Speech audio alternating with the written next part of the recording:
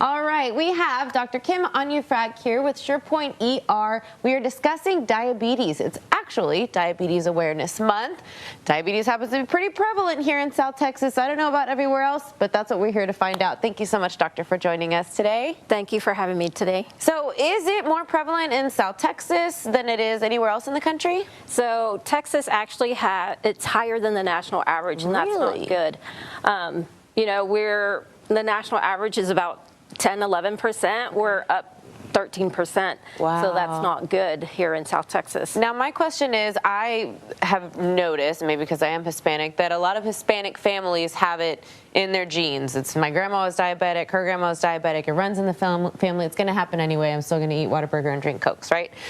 Is it because of the amount of Hispanics here, or is it just something that's generally more prevalent here in South Texas? Well, when we're talking about the diabetes, there's different types. There's type 1 and there's type 2. Type 1 usually you find out when you were little. Type 2 is usually adult onset, and usually that has to do with diet and lifestyle. And maybe in the Hispanic population is, what you eat, lots of tortillas, enchiladas, the sweets, stuff like that. Yes. Grandma has to have her pan dulce every night before bed.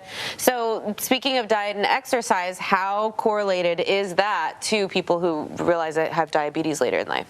So you can actually control your diabetes through diet and exercise. So if we catch it early enough, then hopefully you can get the education on a diabetic diet, how to improve your lifestyle so that you don't have to get to the point where you have to be on oral medications or insulin. Sometimes you can just control it with diet. Okay, some of us can be really stubborn and we like the way our diet is and we just don't have the time to exercise. What are some small changes that we can make daily to benefit us and prevent or help our diabetes? So first thing, no smoking. That does increase your risk of heart attack and strokes if you have diabetes.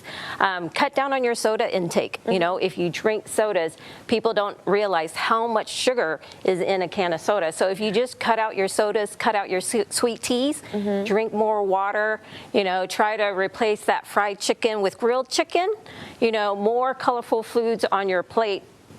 When you're eating your salads, instead of just like an iceberg lettuce, make spinach and kale. Nutritious, yeah, because iceberg is basically water. But if that's how you get water, that's okay too. All right, so before we go, somebody who is diabetic feels like maybe they're having a high or a low. They might need emergency care. At what point do we decide whether or not it's time to go to the hospital or to visit you at Surepoint? So if you're really fatigued, dehydrated, those are some of the signs that are concerning. Sometimes they present with chest pain and they don't even realize they have diabetes, because we can help diagnose that in the ER. We ask them, what's your medical problems? They tell us nothing. I don't know. And then we get their blood sugar back and it's in the 400–600s, even higher than that sometimes. So and people just don't realize that sugar really is poison to our body if there's too much of it. Okay, well, good to know. And at the end of the day, we know our bodies better than anyone. Don't be stubborn. If something feels off, get it checked out. Visit our friends at Surepoint ER. Let them know Coastal Living sent you. Take care of yourself. The more you know. And Surepoint is here to make sure that we know plenty. And thank you so much for joining us today. Thank you for having us.